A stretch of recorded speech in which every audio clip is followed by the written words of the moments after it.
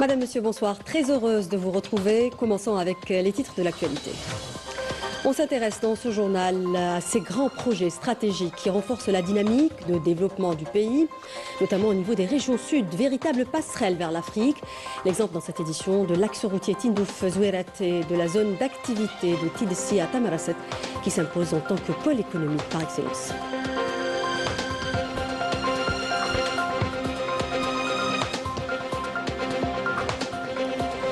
Reportage dans ce 19h sur un maillon stratégique du réseau ferroviaire national.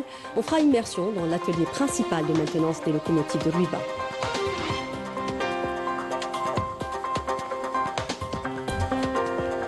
Et puis direction Tindouf à la fin de ce journal, à la découverte d'un vrai coin de paradis, le lac Tefgount, une des zones humides les plus importantes de la région.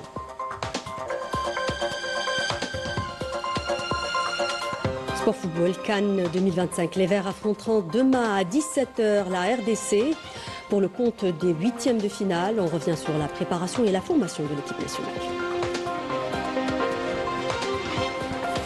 Bienvenue à tous, très heureuse de vous retrouver.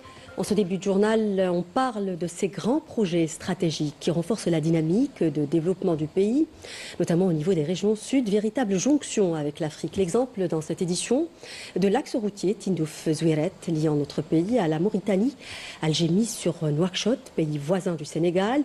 Les deux États d'Afrique du Nord construisent une transnationale pour faciliter leur plan de mobilité et de commerce, nous dit Badia Amarni dans ce sujet. Regardez.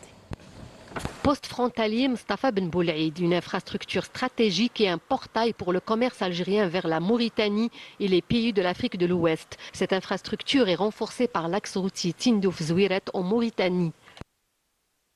La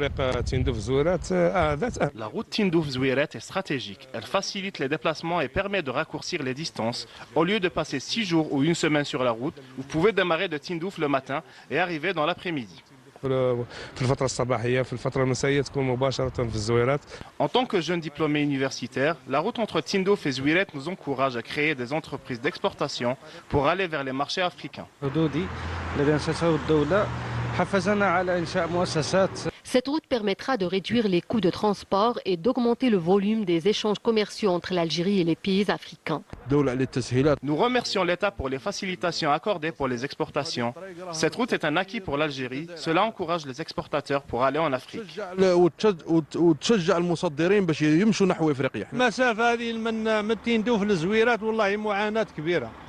de Tindouf jusqu'à Zouéret est longue. Cette nouvelle infrastructure routière réduira les distances. Cette route est bénéfique pour nous et pour l'économie nationale. La route Tindouf-Zouéret permettra de renforcer le commerce extérieur de l'Algérie et créer une dynamique économique et commerciale entre l'Algérie et la Mauritanie, de même qu'avec les autres pays africains. Et restons dans l'extrême sud du pays, à Tamarasset cette fois. La ville avance résolument comme un pôle industriel en plein essor et une passerelle stratégique vers les marchés africains. Un objectif atteint grâce aux nouvelles facilités d'investissement et aux dispositifs facilitant l'accès aux fonciers industriels, nous dit Walid Benouis. Regarde. Au port de Tamanrast, la zone d'activité de Tidessi s'impose aujourd'hui comme un pôle économique par excellence. Portée par la régularisation du secteur industriel, la zone accueille de nouveaux projets dans des secteurs stratégiques, des investissements porteurs qui contribuent directement à l'amélioration de l'économie locale. La production des produits laitiers a démarré dans la zone d'activité de Tamanrasset. C'est une première, notamment en ce qui concerne le conditionnement en bouteille. Nous travaillons dans cette nouvelle usine, une laiterie. L'ouverture du moulin a été rendue possible grâce aux facilités accordées par les pouvoirs publics. Nous disposons de silos d'une capacité de stockage de 500 tonnes chacun et d'une capacité de production estimée à 300 tonnes sur 24 heures. Cette dynamique est appuyée par le nouveau code de l'investissement qui facilite l'accès aux fonciers économiques et allège la procédure administrative au profit des investisseurs.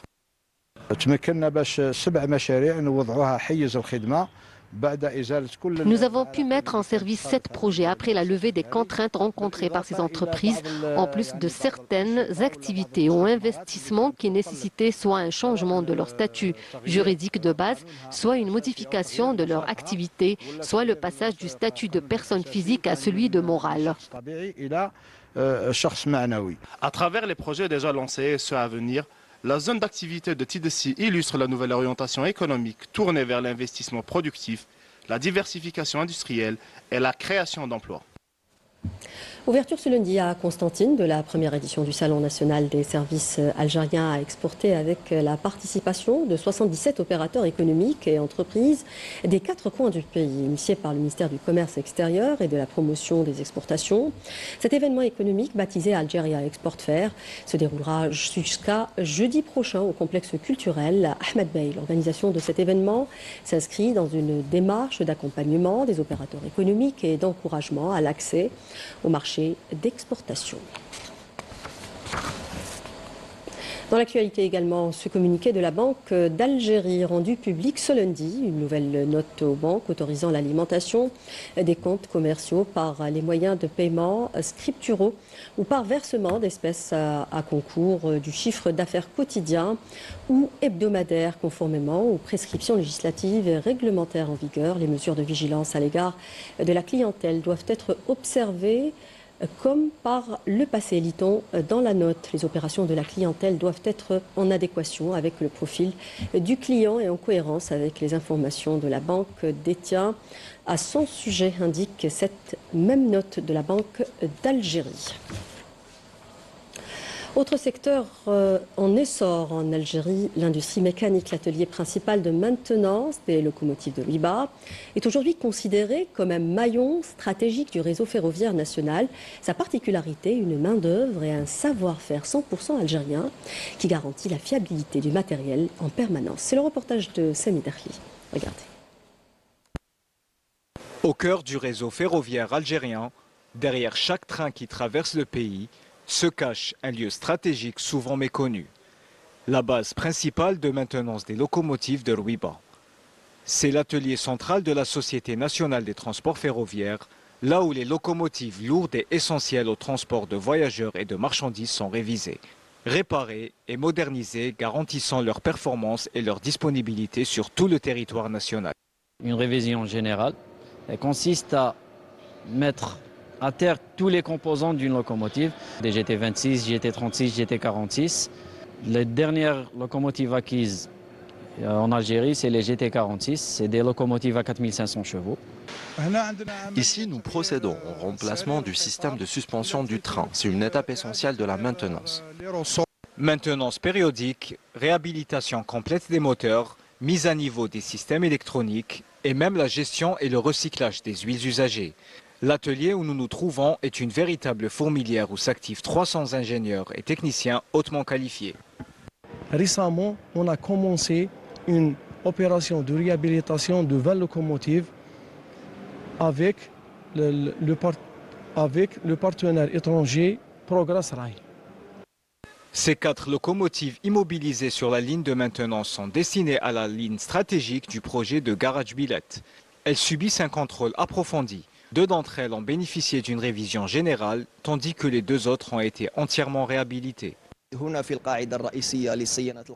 Nous avons préparé ici 4 locomotives. Chacune d'elles a passé un contrôle technique complet. Sécurité, freinage, électricité, refroidissement, tout a été vérifié pour qu'elles puissent fonctionner dans des conditions difficiles et sur de longues distances. Grâce à ce travail, nous assurons un transport sûr et efficace. Et cela montre surtout le savoir-faire de nos équipes et le rôle central du centre de maintenance dans la réussite des grands projets. Au fil des ans, la SNTF a engagé des programmes de modernisation et de rénovation intégrant des technologies avancées pour améliorer la performance, réduire la consommation de carburant ou d'énergie et prolonger la durée de vie des locomotives. Vous l'aurez compris, ici, c'est le cœur industriel du rail et la colonne vertébrale de la fiabilité ferroviaire nationale. Dans l'actualité de ce lundi également, ce bilan opérationnel annuel de l'armée nationale populaire, dans le cadre des efforts déployés par les unités et les détachements de l'armée nationale populaire en vue de préserver la sécurité et l'unité, ainsi que la stabilité du pays. L'année 2025 a été marquée par la réalisation de résultats opérationnels qualitatifs dans le domaine de la lutte antiterroriste et contre la criminalité organisée multiforme. Ces résultats confirment l'efficacité de l'approche adoptée par le haut commandement de l'ANP dans ce domaine et traduisent le haut niveau de la disponibilité et de professionnalisme des forces armées algériennes. Dans le cadre de la lutte antiterroriste, 67 terroristes ont été neutralisés, 369 éléments de soutien arrêtés, 12 casemates et abris de groupes terroristes ont été découverts et détruits avec la récupération de 104 armes à feu, 13 mines de fabrication artisanale et des quantités de munitions de divers calibres. Dans le cadre de la lutte contre la criminalité organisée, les différentes unités de l'ANP ont multiplié leurs efforts afin de contrecarrer le fléau du narcotrafic, ce qui a permis l'arrestation de 2354 narcotrafiquants et la mise en échec de l'introduction de 35 tonnes de kif traités provenant des frontières avec le Maroc, alors que 934 kg de cocaïne et 40 millions de comprimés psychotropes ont été saisis. Ces opérations qualitatives ont permis l'arrestation de 18 744 individus et la saisie de 498 armes à feu et 1747 véhicules, ainsi que 7 633 marteaux-piqueurs, 12 574 groupes électrogènes, 280 détecteurs de métaux, 2 638 000 litres de carburant, 1850 quintaux de tabac et 1298 tonnes de denrées alimentaires destinées à la contrebande et à la spéculation, et ce lors d'opérations distinctes à travers le territoire national. Par ailleurs, des détachements combinés de l'armée nationale populaire ont appréhendé 24 071 immigrants clandestins de différentes nationalités à travers le territoire national, conclut le communiqué du MDN. Le ministre de l'Éducation nationale, Mohamed Sghir Saadawi, a été l'invité du forum de la radio Chaîne 1 ce lundi. Une occasion de rappeler la nouvelle stratégie du secteur placée sous le signe de la modernisation. Un objectif tributaire de la révision des programmes scolaires, ce qui devrait alléger la charge des élèves et des enseignants et améliorer la qualité des apprentissages. C'est ce que nous dit Anis Chir dans ce commentaire. Développer des programmes scolaires conformes au progrès de la connaissance tout en préservant l'identité nationale. C'est ce à quoi s'attelle le département de Mohamed Sghir Saadawi qui a affirmé au forum de la chaîne 1 radiophonique que l'État a consacré un budget considérable pour la réalisation de cet objectif. Et d'ajouter que cette opération a commencé graduellement, touchant d'abord le primaire, ensuite le moyen, pour atteindre in fine le palier du secondaire. Le secteur de l'éducation planche en outre sur l'ouverture de nouvelles spécialités au lycée, à l'instar de l'informatique, pour permettre aux futurs bacheliers d'intégrer plus facilement les grandes écoles spécialisées dans l'intelligence artificielle et la sécurité cybernétique. Et c'est toujours dans cette perspective que des lycées spécialisés dans les sciences exactes verront le jour, un projet en cours de parachèvement qui sera soumis aux partenaires sociaux et aux parents d'élèves. Cette nouvelle spécialité permettra de former les élèves, particulièrement dans des domaines scientifiques et techniques, qui leur permettront de rejoindre les écoles supérieures en intelligence artificielle et cybersécurité. Par ailleurs, et dans le souci d'offrir aux élèves aux besoins spécifiques l'opportunité d'apprendre, le secteur de l'éducation nationale compte ouvrir des classes spécialisées au sein des établissements scolaires et hospitaliers. Le tout en collaboration avec les ministères de la Santé et de la Solidarité afin de les accompagner psychologiquement. La conférence de presse a été l'occasion de mettre l'accent sur les ressources humaines à travers 2 opérations d'intégration de milliers d'enseignants contractuels en 2022 et 2025 et l'ouverture du concours national de recrutement des enseignants. Toute expérience obtenue dans l'enseignement sera prise en compte dans le recrutement ainsi que les diplômes dans les spécialités adéquates. Tout ce processus se fera dans la plus grande des transparences. Un autre axe important de cette mesure, l'ouverture du concours national de recrutement des enseignants à tous les titulaires des diplômes requis avec un minimum d'expérience, ainsi que la mise en place de la formation continue pour les enseignants en exercice. Au Maroc, les manifestations s'apprêtent à reprendre dans un climat social de plus en plus tendu. Les avocats annoncent une grève nationale ouvrant un nouveau front de contestation alors que le régime du Mersenne reste incapable d'honorer ses promesses, laissant les populations des zones reculées et marginalisées privées des droits et des services les plus élémentaires. C'est le compte-rendu de Meïsel Bois.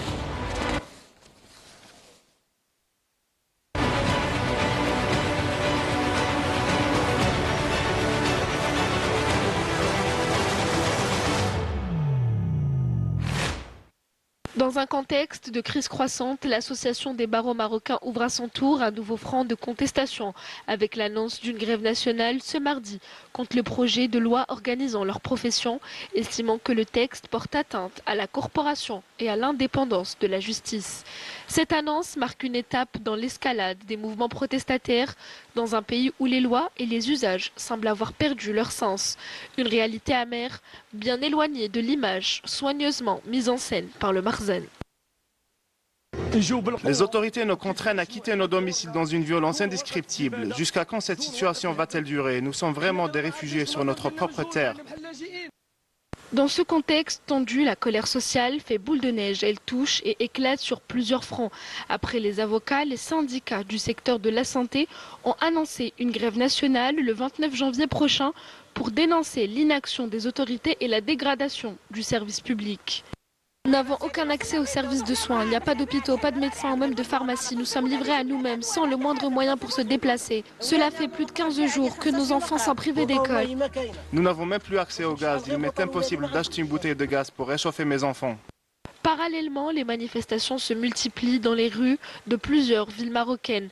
Elles traduisent un ras-le-bol général et un malaise de plus en plus profond.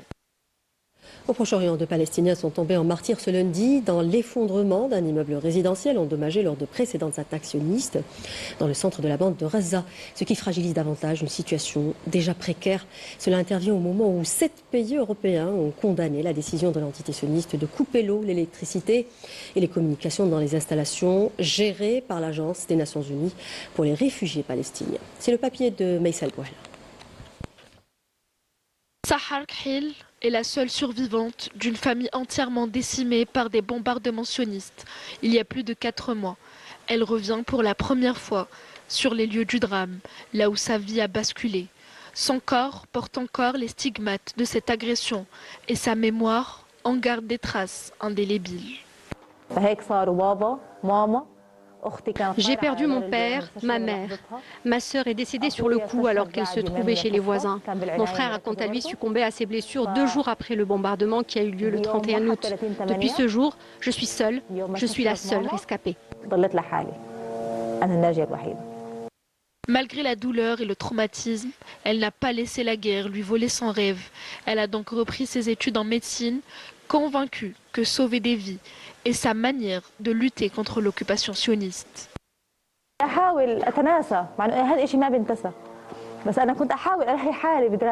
Malgré la douleur, je me suis réfugiée dans mes études. Ma détermination m'a poussée plus loin et mes notes de 4e année ont surpassé celles de l'année précédente.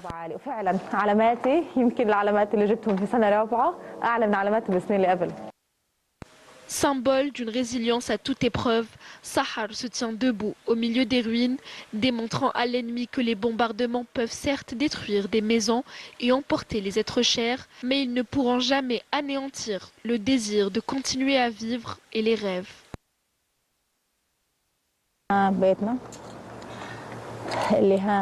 Ici, c'était notre maison, notre cuisine, n'en reste rien. C'est là que j'étudiais. Là, c'était mon bureau. Sahar est le témoin d'une tragédie qui touche tout un peuple bien déterminé à survivre au génocide perpétré par l'entité sioniste. Retour chez nous, oléiculture, avec la cueillette des olives qui bat son plein à Tizi Ouzou. La production de cette année devrait connaître une hausse sensible par rapport à la campagne de la saison précédente. La production prévisionnelle d'huile, elle, est de plusieurs millions de litres. Les huileries s'y préparent d'ailleurs. Les producteurs sont partagés entre huileries modernes et traditionnelles. C'est ce que nous dit Majda Jahmoun dans son reportage. Dans les villages de Tizi Ouzou, la récolte de l'olive se fait de 2 façons différentes. Dans certaines huileries, l'or vert se fait encore au rythme des gestes d'hier, tandis que d'autres producteurs choisissent des méthodes plus récentes. 2 façons de faire pour le même objectif, une huile de qualité. Cette année, la récolte est très satisfaisante. Pour ma part, je préfère l'huile d'olive obtenue de façon traditionnelle. Dans cette huilerie traditionnelle, la meule de pierre tourne encore lentement, héritage d'un savoir-faire transmis de génération en génération. L'odeur de l'huile est assez prononcée, c'est un signe de qualité pour les producteurs. C'est une huile miracle, c'est un médicament. Un quintal d'olive peut donner entre 10 jusqu'à 24 litres d'huile d'olive. À quelques kilomètres de là, le décor change radicalement. Machines automatisées et écrans numériques. Ici, l'extraction est maîtrisée de bout en bout, permettant de produire des quantités plus importantes d'huile d'olive. 2 quintaux d'olive m'ont donné 20 litres d'huile. Nous préférons l'huilerie moderne. Nous pouvons presser jusqu'à 280 quintaux d'olive par jour. Les rendements sont abondants cette année et nous dépasserons les 12 millions de litres.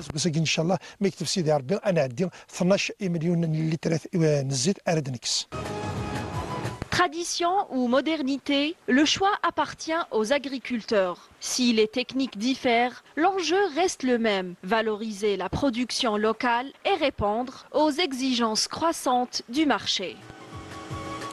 Et alors, à présent à Tindouf, à la découverte d'un vrai coin de paradis, le lac Tefgoumt, une des zones humides les plus importantes de la région, qui semble défier l'aridité du désert, offrant un écosystème rare au milieu du Sahara plutôt pour les nombreuses espèces endémiques et oiseaux migrateurs qui sont de passage.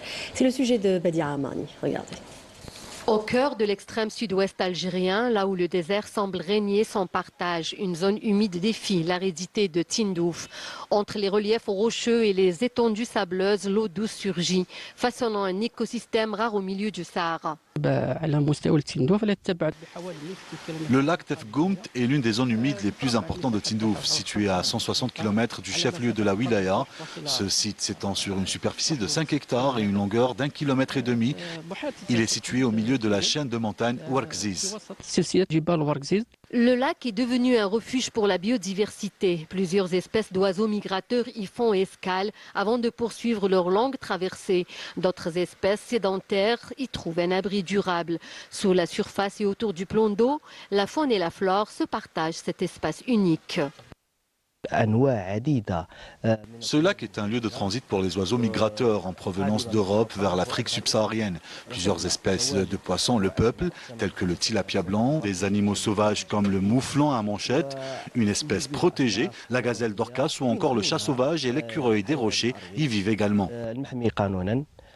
كذلك القطع البري الغزال الطركاس كما توجد بها أنواع من الحيوانات الثديية أخرى وخاصة سنجاب الصخور. Cette zone humide joue un rôle écologique majeur, régulation du climat local, préservation de la faune et équilibre naturel dans un environnement fragile.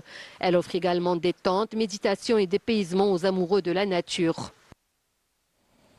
Sport football, l'équipe nationale de football affrontera demain à 17h la RDC pour le compte des 8e de finale de la CAN 2025.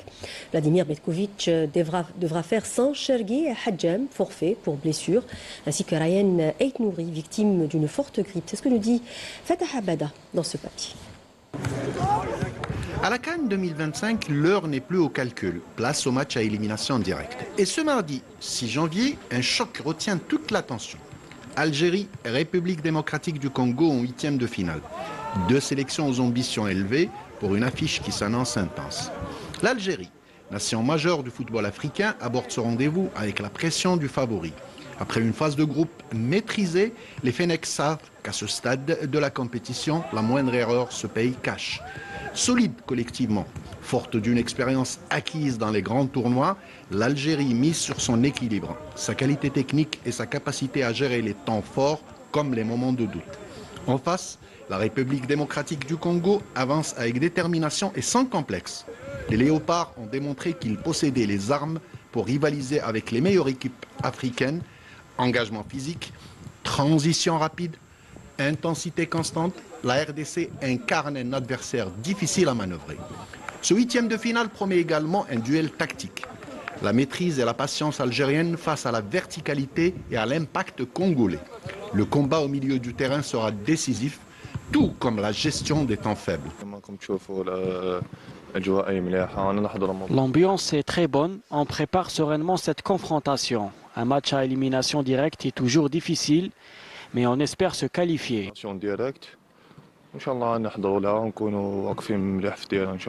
On compte sur tout le groupe, on espère faire un gros match, on sait que c'est une belle équipe. Et maintenant on est en phase éliminatoire, donc tous les matchs vont être importants et Inch'Allah on va faire un gros match. Historiquement, les confrontations entre l'Algérie et la RDC ont souvent été serrées, parfois indécises jusqu'aux dernières minutes. Et ce mardi encore, le scénario pourrait basculer à tout instant. Dans un stade acquis à la cause du spectacle, devant des millions de téléspectateurs, 90 minutes, voire plus, pour continuer l'aventure. Rendez-vous donc donné demain à 17h pour le choc Algérie-RDC. Voilà qui termine ce journal. Merci de l'avoir suivi. Je vous donne rendez-vous demain à 19h. Excellente suite des programmes sur notre chaîne. Au revoir.